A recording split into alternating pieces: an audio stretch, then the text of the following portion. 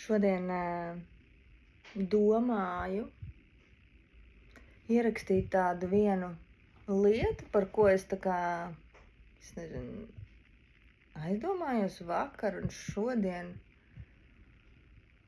Un kaut kā, gribējās padalīties ar jums par to. Vispār kā tas pie manis atnāca un kā tā doma pie manis atnāca, bija par to, kad es lasīju vienu ierakstu kaut kur Facebookā vai kur par to, kad cilvēkiem atsakās cilvēki, ka viņam piesakās tur uz kaut kādu procedūru un atsakās.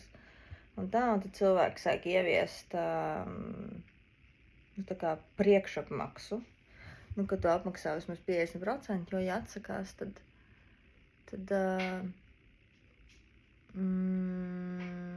cilvēks vismaz to naudiņu ir saņēmis. Un no vienas puses jau skatoties, viss tā kā ir forši, vai ne? Jo no vienas puses cilvēcīgi, protams, es arī pierezervēju savu laiku, vai ne? Un tad kāds atsakās, un man ir tā kā, stulba sajūta īstenībā, un varbūt tajā mirklī arī cits klients gribēja. Bet tajā pašā laikā tā ir tāda atbildības noņemšana no sevis un uzlikt nosacījumus stingrākus, apkārtējiem un klientiem, lai šādas situācijas neveidotos. Taču, un tas, par ko es aizdomājos, ne tikai par šo momentu, bet caur šo visu, ir tas, kad, ja mēs zinām, ko mēs radām savā dzīvē, ja mēs zinām savus nodomus, tad, un mēs esam atbrīvojuši savu zemapziņas materiālu, šādas situācijas patiesībā nemaz neveidojās. Un ja viņas arī veidojās, tad viņas veidojās kaut kādu iemeslu pēc, kas patiesībā ir jāierauga mums, kā tur prakses, masāžu veicējiem, kaut kādu citu pakalpojumu sniedzējiem. Caur to, tie aspekti īstenībā var būt ļoti daudz.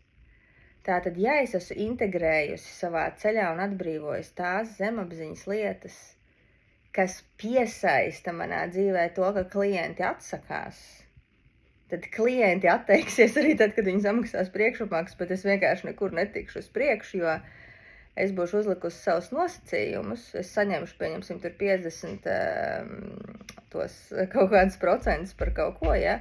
Bet tā vilšanās jau vēl joprojām paliks, jo tur jau caur to ceļās ārā kaut kāda lieta, kaut kāda sajūta, kaut kāda emocija, kaut kāda ķermeņa atmiņa, kad kāds uzdrošinās man atteikt vai kāds uzdrošinās neierasties un tā tālāk.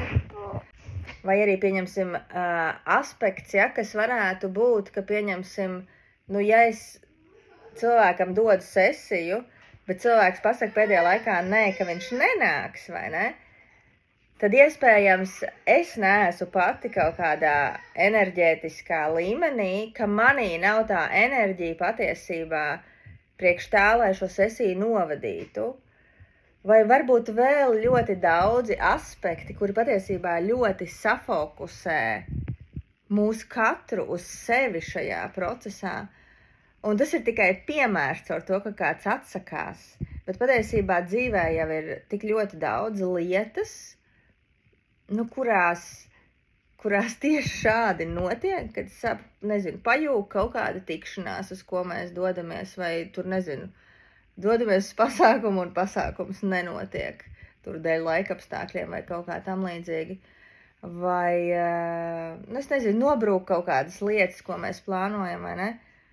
Un ja mēs uzņemamies pilnīgu atbildību par to, kas notiek ar mani dzīvē un apzināmies, ka mēs radām savu realitāti un mēs katrs viņu radām, tad mēs paņemam šo fokusu sevī, atgriežamies sevī un esam sevī ar šo jautājumu, kas notiek manī, ka tas ir noticis, jo mana zemapziņa to ir radījusi. Tātad vai nu es neesmu bijis kaut kādā mirklī patiesas pret sevi, un patiesībā es nemaz nevēlos vai nu tur doties, vai nu tur braukt, vai nu tikties ar to cilvēku, nu, un tā tālāk, ja, citreiz tā tas ļoti, ļoti vērts būt, kad mēs ar galvu gribam tur būt, bet ar ķermeni negribam būt, un viss nojūk, vai ne, bērni saslimst un tā tālāk, nu, nezinu, vīrs pēkšņi nevar pieskatīt bērnus. Vai nu, ja pie mums piesakās klients un viņš atsakās un tā notiek kā regulāri plaks un mēs par to besamies, tad kas notiek manī tajā mirklī, kad klients atsakās pirmais klients, atsakās otrais klients? Kas notiek manī tajā mirklī? Tas galīgi nav par to, ka klients ir vainīgs. Tas galīgi nav par to, ka cilvēki ir stulbi, cilvēki jau tādi ir. Cilvēki nenovērtē mūsu laiku, tās visas ir pārliecības. Tās visas ir mūsu pārliecības par to, ko mēs domājam par cilvēkiem. Un ja mēs dzīvojam tādā pārliecībā un atskaņojam pēc šiem notikumiem šādas pārliecības, tas nozīmē tikai to, ka es ar savu pārliecību šo realitāti radu. Tātad, ja manī ir pārliecība, ka cilvēki nenovērtē manu laiku, tad realitāte vienmēr vedīs pie manis cilvēkus, kuri nenovērtē manu laiku, lai es beidzot šo pārliecību ieraudzītu.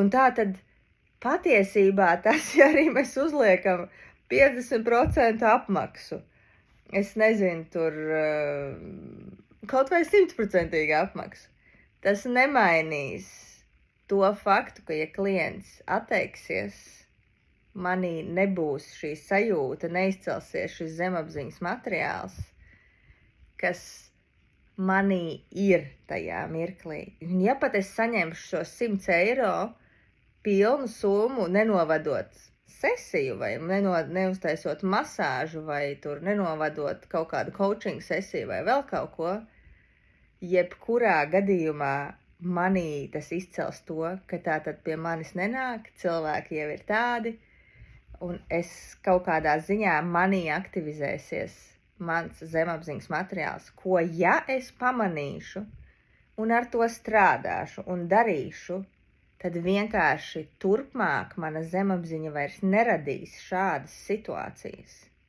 jo es zinu, ko es radu.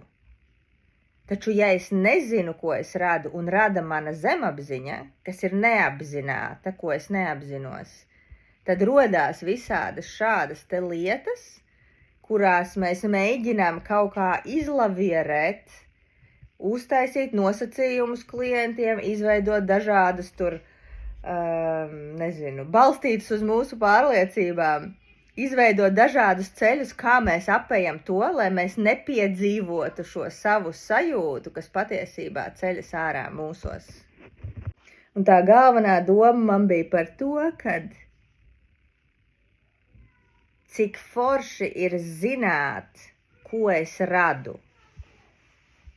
Tātad ienest šo nodomu, šo domu, kā es vēlos apzinātībā un atbrīvot to, kas ceļās ārā, ceļā uz šo nodomu, jo ja ceļā uz to, kad man piesakās daudz klienti un viņi nāk pie manis un viss notiek viegli, forši un es esmu par to priecīga, ir mans slikts pašvērtējums, ir mana pārliecība par to, ka cilvēki ir tādi, ka cilvēkiem nav naudas, ka cilvēki jau pie manis nenāks.